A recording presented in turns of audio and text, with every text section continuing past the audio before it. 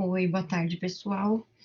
Então, hoje a gente vai fazer uma aula sobre sistema auditivo e vestibular.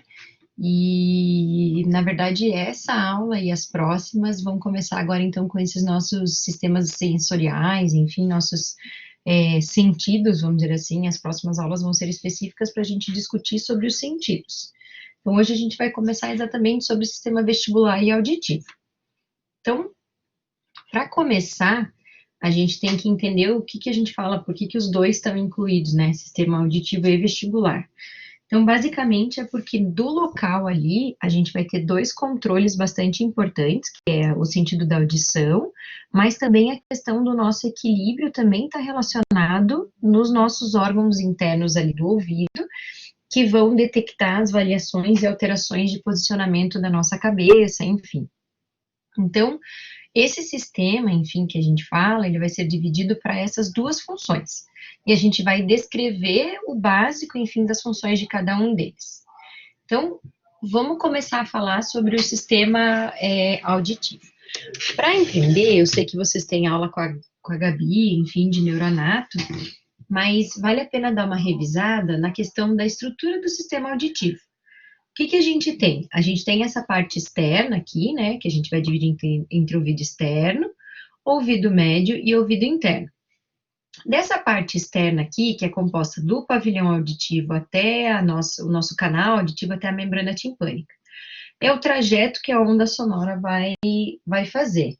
Então, a onda sonora nada mais é do que a vibração do ar que vai entrar, e o nosso pavilhão auditivo, ele é feito de uma forma em que a nossa informação, o estímulo sensorial aqui, que é o som, ele entra preferencialmente pela frente, né? A gente dá preferência ao som que está à nossa frente, não que a gente não consiga ouvir o que vem atrás, mas enfim, ele tenta direcionar, vamos dizer assim, o padrão de vibração do ar, né, causado pelo som, para essa região e entrando dentro do canal auditivo. Separando aqui o ouvido externo do ouvido médio, a gente tem a membrana timpânica, e dentro do ouvido médio a gente tem a presença dos ossículos. Então, eu tenho o martelo, bigorna e estribo, que trabalham de uma forma em que eles vão transformar aquela vibração de ar que fez com que a membrana timpânica sofresse uma vibração, fazendo com que esses três ossículos também se movam. E vejam que o movimento desses três ossículos acaba por mover essa região aqui do estribo em direção ao que a gente chama de janela oval. E ele funciona como se fosse um pistão de carro. Então, ele pode movimentar o que tem aqui dentro desse próximo órgão, que é, na verdade, a cóclea, que é onde estão as nossas células aqui ciliadas, que são as responsáveis pela despolarização. Então, assim, quando a gente está falando em neurofisiologia, a gente fala muito em despolarização do neurônio, certo? Eu preciso, para estimular o neurônio, eu quero que ele despolarize.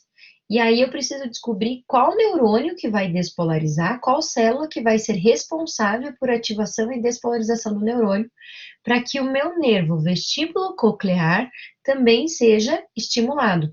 E aí ele que vai levar a informação para o sistema cortical, o sistema nervoso central. Então, vejam que a gente tem aqui o ouvido médio, onde eu tenho os ossículos, e o ouvido interno, onde está a região da cóclea, que é o órgão do nosso sistema auditivo que detém a parte funcional das células ciliadas, que são as células potencialmente excitáveis e que vão causar a despolarização, e aí, por isso, vão ter um estímulo ou vão ser capazes de estimular o nervo vestíbulo coclear, do ponto de vista aqui do estímulo coclear, né? Exatamente para que o nosso sistema nervoso central seja avisado de que houve um aviso sonoro, um som diferenciado. Então, como que a gente trabalha, enfim, como que é esse trabalho do nosso ouvido médio aqui, do nosso ouvido interno? Então, a partir da minha membrana timpânica, enfim, quando eu tenho uma onda sonora, né, que é na verdade uma vibração de ar, ela vai se mover por conta dessa vibração. E o movimento da membrana timpânica vai fazer com que esses ossículos materno, o martelo bigorna e o estribo também se movam.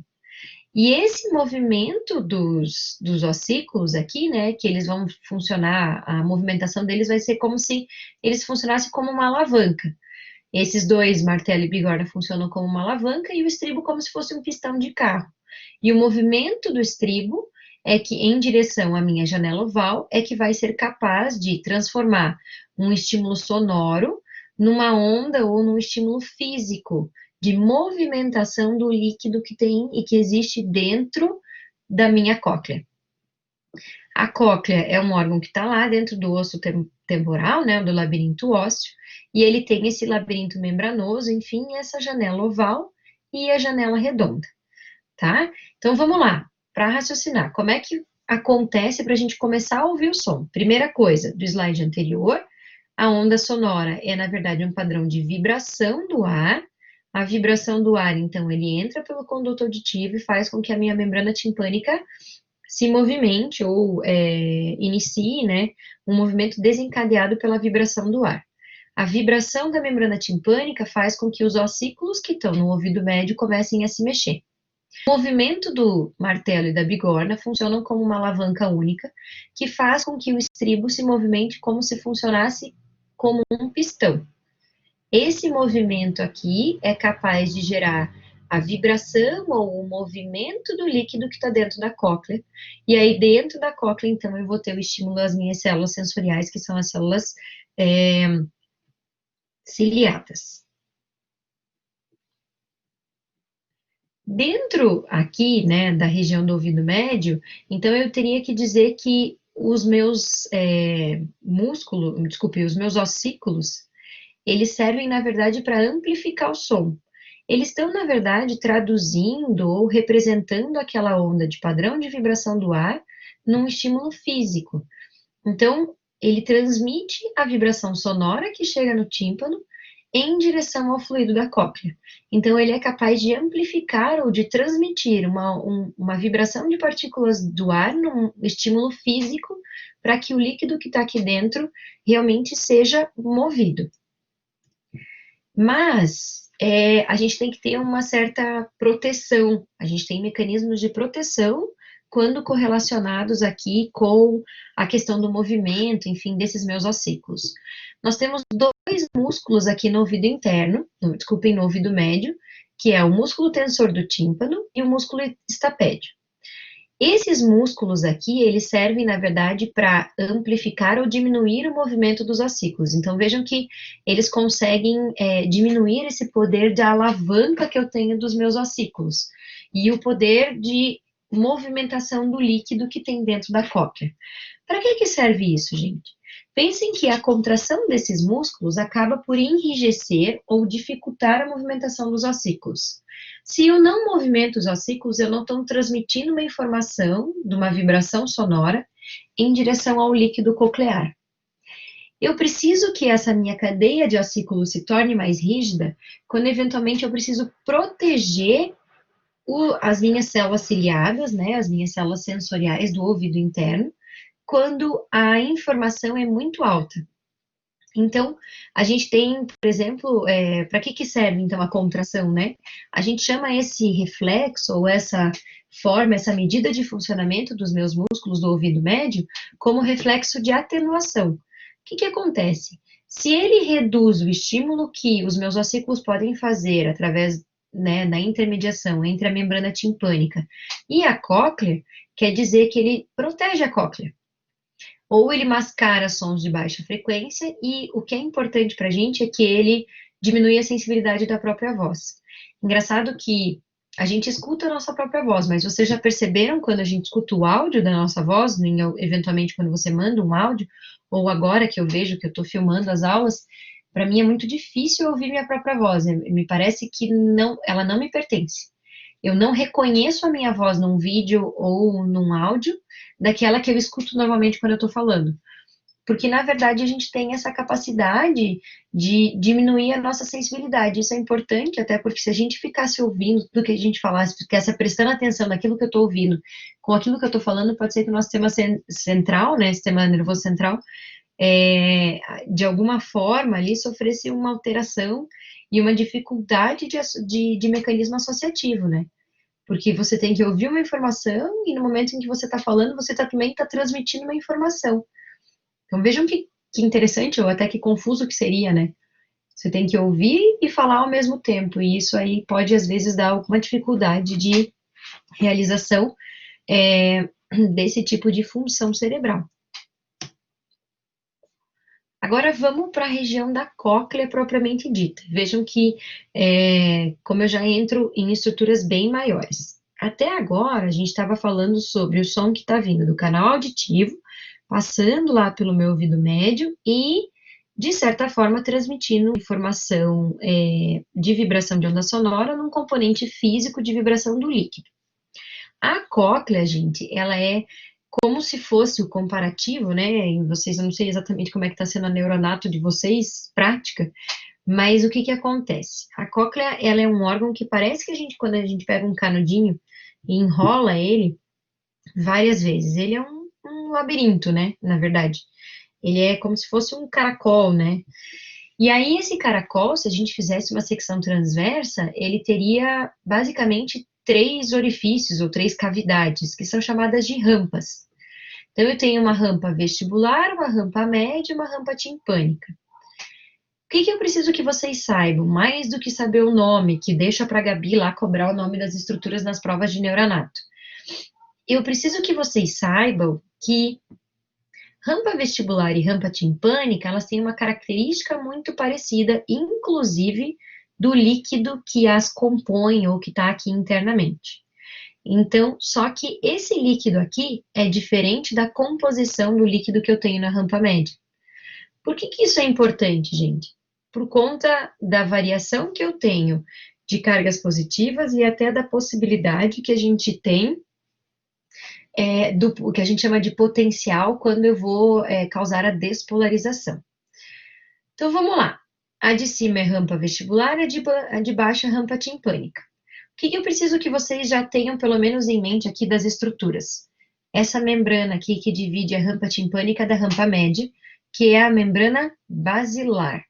Então, a membrana basilar está na base, como o próprio nome está dizendo, do órgão sensorial aqui, que é chamado um órgão de Corti ou de corte, como vocês queiram falar.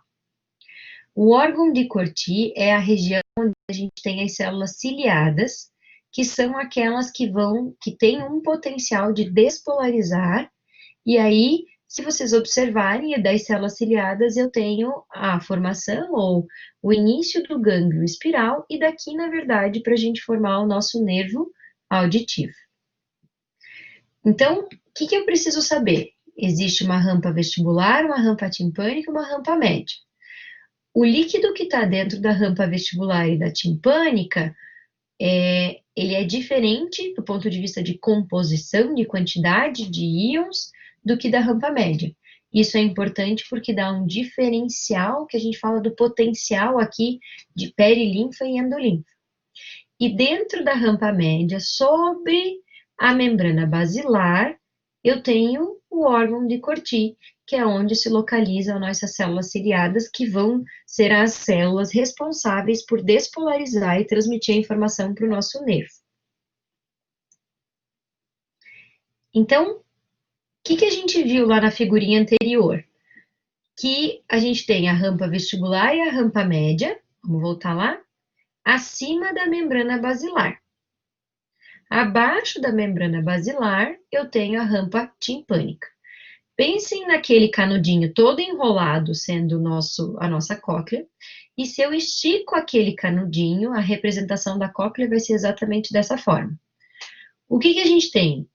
A janela oval, que é onde o estribo faz o seu movimento como se fosse um pistão de carro, para que aquele líquido que está aqui dentro se mova. Acima da minha membrana basilar eu tenho rampa vestibular e média, e abaixo eu tenho a rampa timpânica. E o movimento do líquido, que vai responder ao movimento do estribo, faz com que a minha membrana basilar também se movimente. Então, pensem que a membrana basilar é como se fosse uma membrana solta, ela não é fixa nas duas pontas. Ela, vamos dizer que ela está fixa só nessa região da esquerda da figura. E aí, quando eu tenho um líquido que movimenta essa região aqui das rampas, esse líquido vai ser capaz também de fazer vibrar, vejam aqui que eu tenho já uma representação, e movimentar a minha membrana basilar, tá? Então, a membrana basilar, ela tem essas fibras que se projetam para o centro da cóclea, o centro da cóclea é chamado de modíolo, e o padrão de vibração da membrana basilar é variável, e varia de acordo com a onda sonora, dependendo se a onda sonora é de maior ou de menor frequência, enfim, a amplitude também. Então, quando eu tenho o padrão de estímulo lá na região da janela oval do estribo e movimentação de todo esse líquido que está aqui, inclusive a movimentação desse líquido gera o que a gente chama de potencial endococlear. Não quero que vocês decorem, mas basicamente eu tenho uma variação de concentração de cargas de potássio, e essa variação aqui, junto com a vibração da membrana basilar, é que vai criar uma situação ou um cenário favorável à despolarização das células ciliadas que estão aqui no meu órgão de Corti. Então, eu tenho endolinfa nas regiões aqui e perilinfa. Endolinfa geralmente na escala média, ou rampa, né? Escala, vejam, é outro nome para aquele orifício da minha região de cóclea, e a perilinfa. Independente de saber onde tem perilinfa ou endolinfa, que não é esse o intuito da informação, é saber que existem variações de concentração do que eu tenho ali que favorecem a despolarização das minhas células ciliadas. Então, o que acontece, né? Como é que é o funcionamento da cóclea?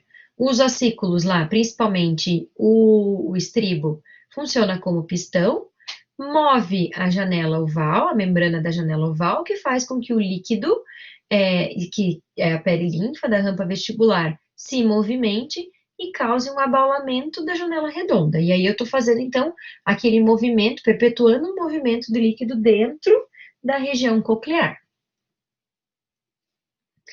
E aí, quando eu faço o movimento, e aqui da membrana basilar, que responde ao movimento do líquido que tem dentro da cóclea, eu começo a fazer o estímulo para despolarização e movimento das minhas células ciliadas. Então, primeiro vamos entender o lado esquerdo da figura aqui. Lembrem que modíolo é a região central da cóclea. Na verdade, o órgão de Corti, ele está a sustentação, do órgão de Corti é a membrana basilar. Então, sobre ela eu tenho o meu órgão de Corti. O que tem no órgão de Corti? Células ciliadas externas e a célula ciliada interna. Pilares aqui são, né, de sustentação.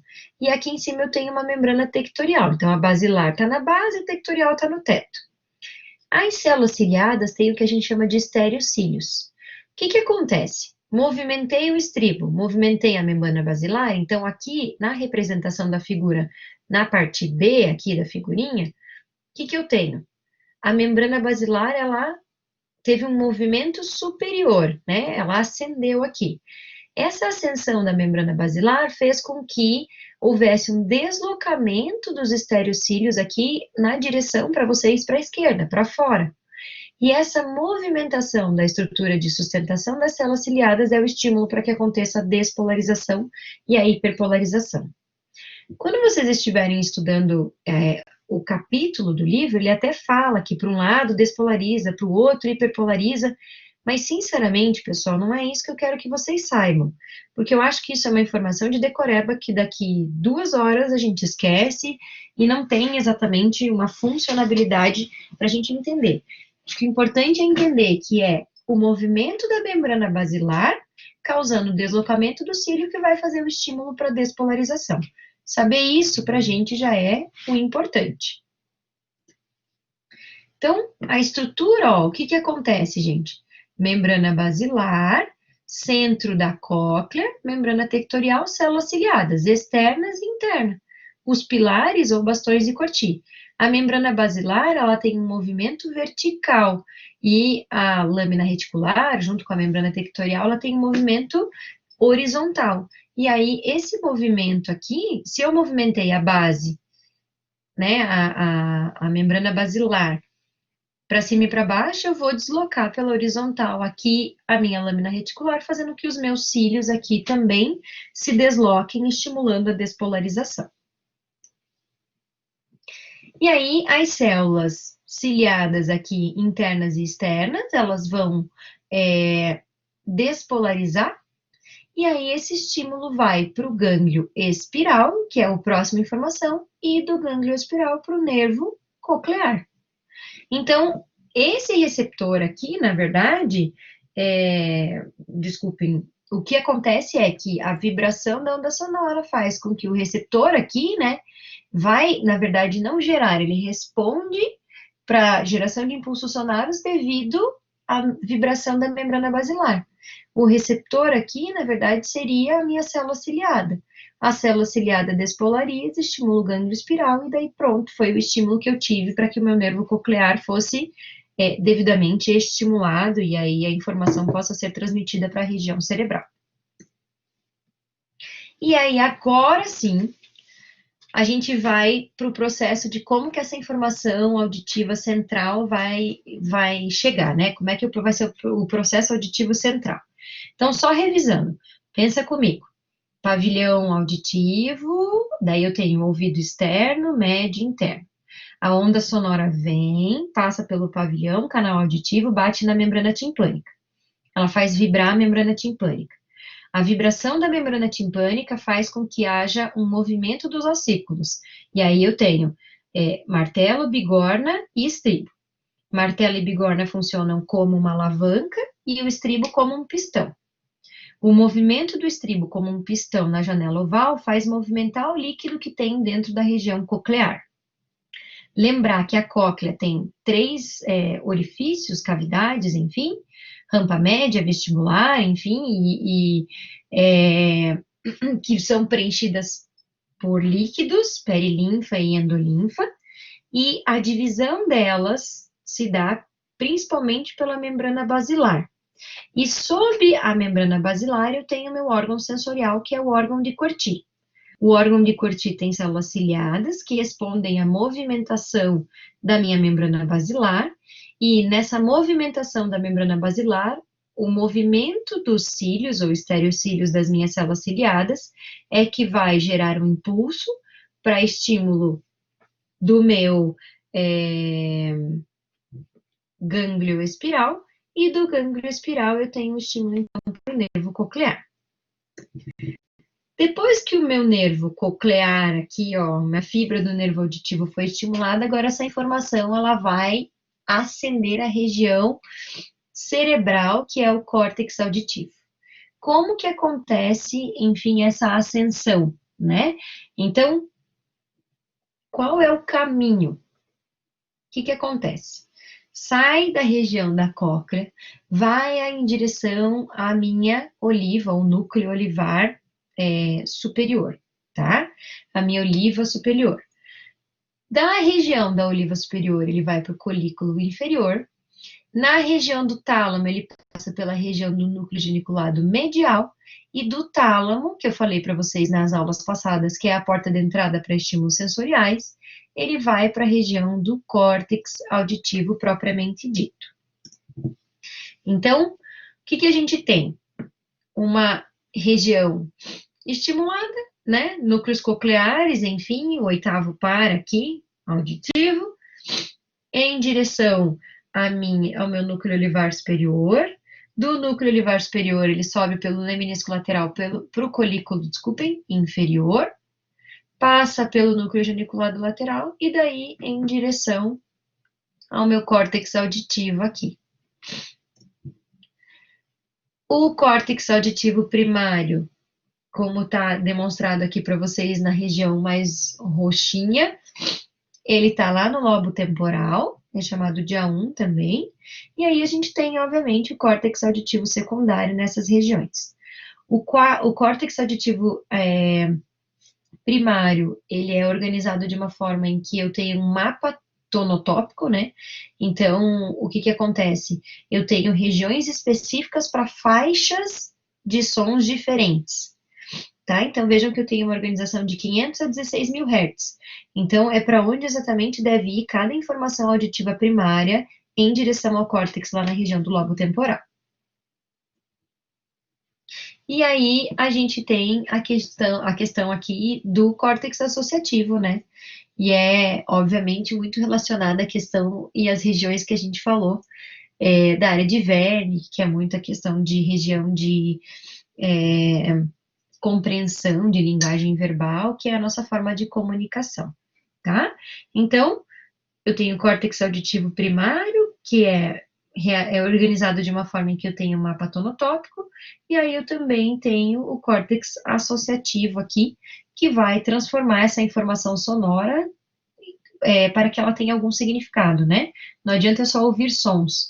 Idealmente eu tenho que interpretar esses sons, resgatar a informação, enfim, durante o processo fisiológico ou neurofisiológico auditivo. A gente tem algumas características relacionadas ao som. Eu acho que o principal aqui para vocês seria bem a capacidade de audição mesmo, mas a gente tem, por conta da anatomia, né, uma certa diferenciação ali de capacidade de ausculta. E isso é bastante importante para a gente. Basicamente, no plano vertical, a gente não tem grande atraso ou diferença de ausculta. Mas é interessante que a gente tenha essa capacidade de que a onda sonora chegue de um lado antes do que o outro, eventualmente, né? Vamos ter uma suposição que você está dirigindo e aí você vai cruzar uma rua e você escuta uma ambulância. E aí você consegue identificar de que lado que essa ambulância está vindo, se é do lado esquerdo ou do lado direito. Né? Isso é importante e isso acontece porque a gente tem um retardo de ativação aqui, né, por conta da distância entre as orelhas. E aí a gente tem uma diferença de intensidade a depender da localização da fonte sonora. Então isso é muito importante, porque quando a gente escuta alguma coisa, a gente consegue identificar a localização desse som exatamente por essa diferenciação de intensidade e de tempo em que a gente escuta. E aí você consegue tentar, pelo menos, se guiar ou identificar onde é a fonte sonora, né? De onde vem esse som. É muito importante também que a própria anatomia do pavilhão auditivo, ele interfere nisso. Então, a depender aí da dificuldade, da ausência do pavilhão auditivo, há uma perda dessa capacidade de distinguir, né, de onde vem o som, qual que é a diferença, a questão de diferença de tempo e diferença de intensidade. Então, sobre o sensitivo, eu acho que é bem resumidamente aqui que a gente está conversando, mas é uma forma tentando simplificar como que funciona o sistema. Eu não quero de forma alguma complicar para vocês como que é essa forma do sistema auditivo, como que a gente tem que interpretar. Existem muitas outras funções que a gente poderia discutir, mas acho que o importante é a gente pelo menos entender uma fisiologia básica, a hora que vocês estiverem em neuro, em otorrino, né, isso também seja passível de ser lembrado e pelo menos o básico da fisiologia, de como funciona e quais seriam os possíveis problemas que podem acontecer ao longo de todas essas fases para que uma pessoa consiga escutar, para entender onde que seria, né? Ela tem uma perda de audição e o que está acontecendo, é de origem central, é de origem periférica, isso pode ser tratável com algum tipo de aparelho específico, algum tipo de cirurgia específica, enfim, acho que isso que é o mais interessante e o importante de vocês compreenderem agora, até para levarem aí, quando vocês tiverem as outras especialidades. E agora vamos falar um pouquinho sobre o sistema vestibular, que também está ali contemplado na mesma região e que estava na figura da nossa estrutura anterior, mas eu acabei não comentando porque até agora a gente acabou se concentrando e focando um pouquinho mais na região ali e no sistema auditivo. Então, o sistema vestibular, como eu tinha para vocês no nosso segundo slide, ele é um sistema responsável pelo nosso sentido de equilíbrio.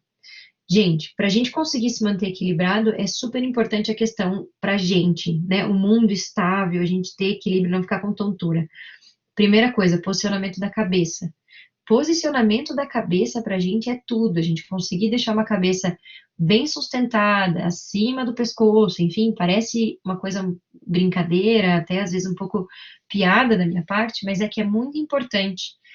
E a questão do olho, a questão da gente conseguir ter um olho que consiga focar e que consiga acompanhar movimentos da cabeça, mantendo uma imagem do mundo sempre constante, ou o mais constante possível, nos ajuda a nos manter equilibrados. Se eventualmente você começa a rodar e a imagem, né, fazer movimentos circulares muito rápido, e você perde a capacidade de manter a imagem do mundo sempre na mesma, pelo menos numa constante, ou próximo de uma constante, você vai ter dificuldade de se manter em pé. Então, por isso que é super importante, e o sistema vestibular é muito interessante até a gente ver como que é o movimento da bailarina, porque é ela que nos mostra como faz para não ficar tonto com tantos giros, vamos dizer assim, né, com tantas voltas que ela faz. E aí, ele também serve, então, para que a gente possa ajustar essas questões de postura, tanto do corpo quanto da cabeça, para que a gente consiga se manter sempre num estado de equilíbrio e evite, claro, a nossa questão de quedas, porque quedas, para a gente, né, para vocês até são mais jovens do que eu, enfim, não, que a gente não tenha tantas quedas, mas é uma coisa que a gente se preocupa muito, quem gosta muito de geriatria e pensa em fazer geriatria, a questão do senso de equilíbrio e a questão de quedas para um paciente idoso é, inclusive, um marcador de qualidade de vida, né? Então, isso é super importante de ser preservado. Isso aqui é muito importante para a nossa qualidade de vida. Então, olha lá, a gente voltou para a questão anatômica, e agora eu não vou falar sobre ouvido externo, ouvido médio, ouvido interno. Eu vou falar exatamente sobre essa estrutura pequena que eu não conversei, que está acima da cóclea e que contém, enfim, os nossos órgãos sensitivos ou sensoriais aqui para nos permitir o sentido de equilíbrio. Então, se a gente puder aumentar essa região aqui, o que, que a gente vai ter? Os canais semicirculares, então aqui eu tenho o número de 3 canais semicirculares, e os órgãos aqui, né, sáculo e udrículo, que são as regiões onde a gente tem mácula e estatocônias, e aqui a gente tem a poma. Então, basicamente, vamos entender o quê? Acima, então, do ducto coclear, lá, enfim, eu vou ter os meus órgãos sensoriais do sistema vestibular. Eu tenho 3 canais semicirculares, e nos canais semicirculares eu tenho uma estrutura que é chamada de crista ampular. Então, tá aqui. Guardem essa informação. E eu também tenho regiões chamadas de utrículo e sáculo, tem uma região chamada mácula. Essa região contém cristais de carbonato de cálcio, que são chamadas de estatocônias, que servem no nosso sistema vestibular e para estimulação e observação e sinalização de quando há mudança de posicionamento da cabeça. Então, esses sistemas aqui, essas estruturas, elas também têm células ciliadas. E as células ciliadas, elas vão responder aos movimentos que a gente tenha da cabeça, e aí esses movimentos é que vão causar despolarização das estruturas que estão aqui, e aí o estímulo nervoso, o estímulo vestibular, e aí a sinalização para o nosso corpo, enfim, de que há movimento da cabeça e possivelmente movimento do corpo. Então, a mácula, gente, né, que é essa aqui do lado direito, essa aqui à esquerda é a crista ampular, ela é uma região que, como é que está a estrutura dela? Vejam, eu tenho lá as estatocônias, que são os cristais, parece sal grosso, tá? Vamos comparar a estatocônia como os cristais de sal grosso. Esses cristalzinhos, eles estão em cima de uma camada gelatinosa, onde nós temos células ciliadas com os seus cílios, tufos de cílios aqui, e as células ciliadas estão intimamente ligadas às fibras nervosas. Fibras nervosas é que vão transmitir, vão formar o conjunto delas, o nosso nervo vestibular. Então, vejam que a estatocônia está intimamente relacionado ao movimento dos cílios. E A crista ampular que está no canal, né, as cristas ampulares que estão nos canais semicirculares, é a mesma coisa, gente.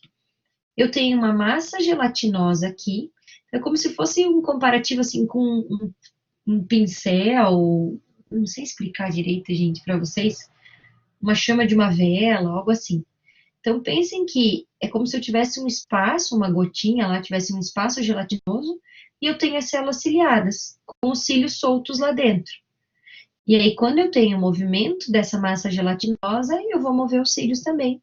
O movimento dos cílios vai sinalizar as minhas células ciliadas e daqui as minhas fibras nervosas para que meu nervo vestibular seja avisado. Então, vamos ver como é que isso aqui funciona. Células ciliadas, eu tenho vários cílios e eu tenho o sinocílio, né? Então, o movimento desses é que faz com que haja despolarização ou a hiperpolarização. E os órgãos otolíticos, que são, na verdade, aqueles que respondem às estatocônias, eles detectam essas mudanças no ângulo da cabeça. Então, eu já vou explicar, enfim, mas o que que acontece? Ele detecta uma aceleração que é dita linear. Então, como que funciona, gente? Numa estão com a cabeça erguida, enfim, os órgãos otolíticos, eles estão, né, os otólitos aqui, as estatocônias, elas estão paradinhas, e os meus cílios, né, das células ciliadas também estão paradinhos. Quando, eventualmente, vocês abaixam a cabeça, pela força da gravidade, aqueles cristais de carbonato, né, de cálcio, que são as estatocônias, eles se deslocam por conta da força da gravidade. E o deslocamento dos cristais faz com que haja o deslocamento dos cílios, e daí, por isso, uma despolarização e o aviso para o nosso sistema vestibular que houve uma aceleração linear da cabeça. Então, é isso que é assim que funciona, enfim, a nossa, o nosso aviso aqui com relação ao movimento da cabeça do ponto de vista de, né, de levantar e abaixar a cabeça. Agora, vamos entender quando a gente roda a cabeça. Então, o movimento rotacional da cabeça é que acontece, ou que é sinalizado através dos canais semicirculares.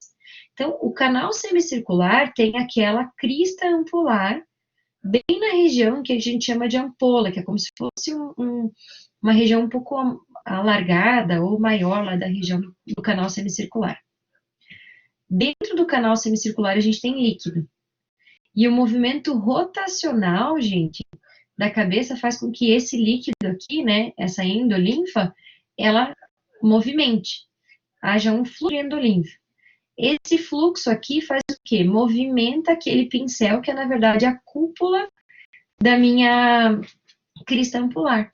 E aí eu movimento os estereocílios, e aí eu, desculpe, movimento os cílios, e aí eu tenho, na verdade, o estímulo das células ciliadas e o aviso ao meu nervo vestibular de que houve um movimento rotacional da cabeça.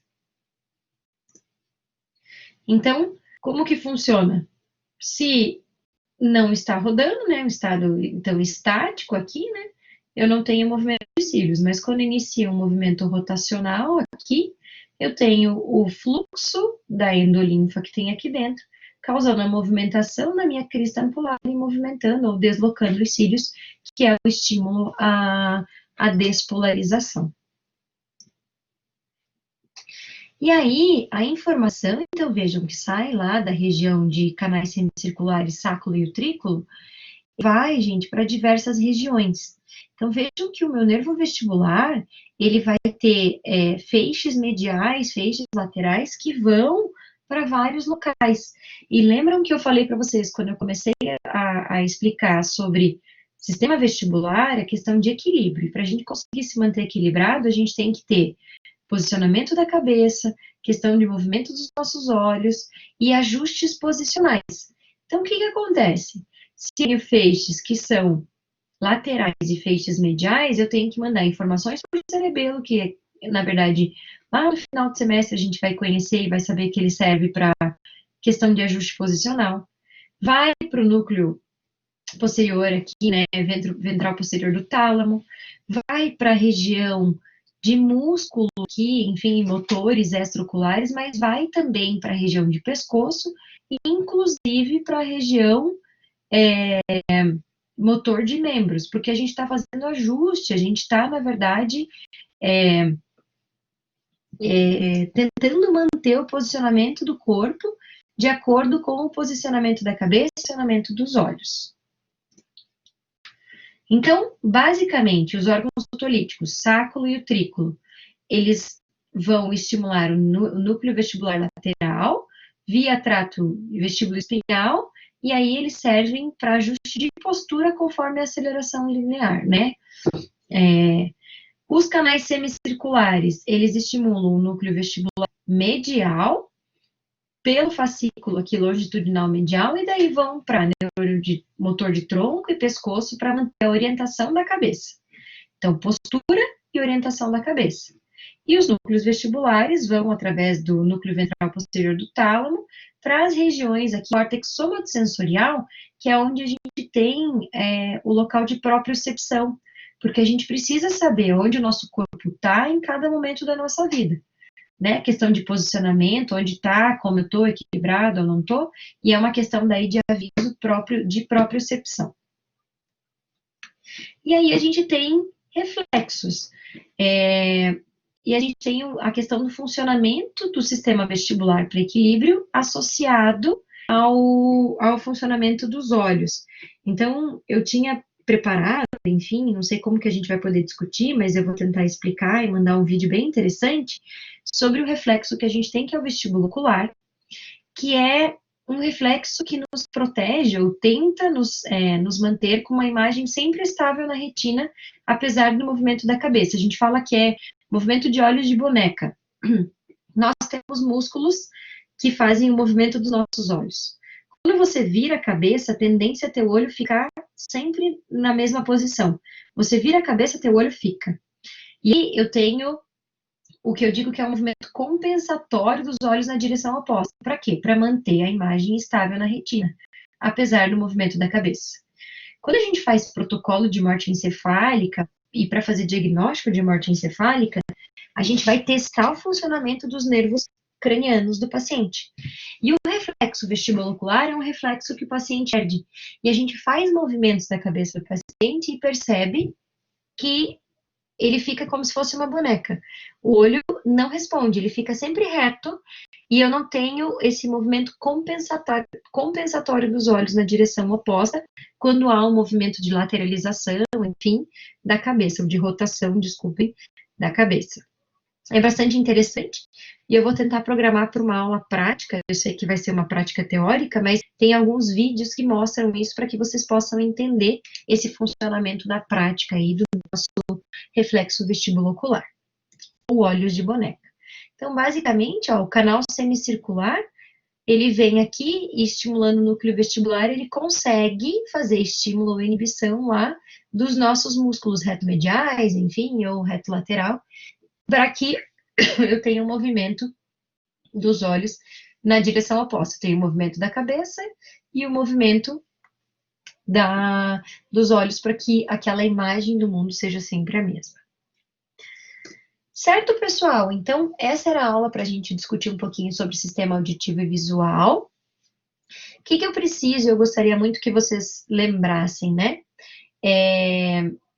Sobre a questão da audição, como que funciona a questão de funcionamento de tímpano, ossículos, cóclea. Então, isso aqui é como se fosse a parte externa ali do meu estímulo auditivo, vibração, né, de onda sonora, transmitindo ou transformando num estímulo físico, vibração de líquido que tem dentro da cóclea, e daí estímulo das células ciliadas, para que daí haja despolarização e ativação dos nervos. E como aquela informação vai em direção ao sistema nervoso central, né, através de qual caminho, infelizmente, isso aqui eu não tenho como transformar uma forma lógica de entendimento, infelizmente acaba sendo, por conta, tendo em vista o trajeto, uma decoreba. Mas, enfim, não se atentem aos mínimos detalhes com relação a para que lado despolariza, para que lado hiperpolariza, o importante é entender o processo, nem a quantidade de potássio que tem, eu acho que isso não é uma informação que para vocês vai fazer uma diferença na vida médica. Claro, se você decidir ser neurologista, especialista em déficits auditivos, junto com o otorrino, enfim, claro, isso vai ser estudado mais a fundo, mas acho que pensando em outras especialidades, no médico mais geral, acho que entender o processo já é importante. Do mesmo modo que entender o processo de como funciona o sistema vestibular, que a gente tem dois sistemas aqui de canais semicirculares e sáculo e utrículo, né, que são os órgãos otolíticos, que ajudam a noção ou aviso do nosso sistema nervoso central de como que funciona o movimento de rotação ou o movimento de aceleração linear da nossa cabeça. Como funciona e o quão isso é importante para a manutenção do equilíbrio, inclusive associado com outros sistemas, sistema motor, sistema somatosensorial de propriocepção, sistema visual, através do reflexo vestibulo-ocular. Tá bom? Espero que vocês estejam bem. Desejo a todos bons estudos e qualquer coisa estou à disposição, tá bom? Um grande abraço.